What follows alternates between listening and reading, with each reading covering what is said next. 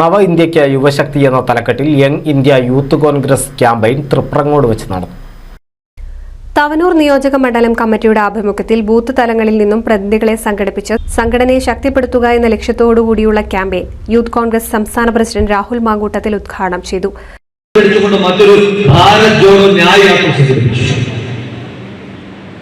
ലഖീംപൂർ കേരിയിൽ കർഷകർക്ക് വേദന എടുത്തപ്പോ അവിടേക്ക് കടന്നു ചെന്നവരെ ആശ്വസിപ്പിച്ചു.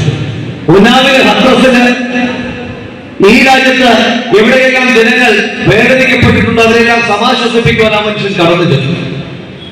ചെയ്യാത്ത തെറ്റിന്റെ പേരിൽ 72 മണിക്കൂർ നേരം ആ മനുഷ്യൻ ഈ രാജ്യത്തെ ദേശീയ ഏജൻസികളുടെ ചോദ്യം ചെയ്യുന്ന ഹറാസ്മെന്റിൽ നിന്നുകൊണ്ടു. ലക്ഷക്കണക്കിന് വോട്ടിന്റെ റെക്കോർഡ് ഭൂരിപക്ഷമായി ജയിച്ച പാർലമെന്റ് അംഗത്വം അകാരണമായി റദ്ദു ചെയ്തു. സംസ്ഥാന വൈസ് പ്രസിഡന്റുമാരായ അബിൻ വർക്കി, ഒ ജി ജനീഷ്, ഹരിത ബാബു, അനു താജ് എന്നിവരും VS ജോയ്, മനീഷ് കുണ്ടയാർ, വൈശാഖ് തൃപ്പങ്ങോട് ഉൾപ്പെടെയുള്ള നേതാക്കളും പങ്കെടുത്തു. NCV news Thavanur.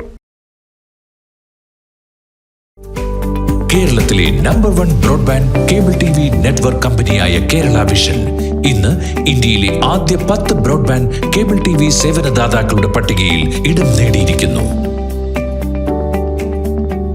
Vision success ആഘോഷിക്കാം ഈ അഭിമാന നേട്ടം.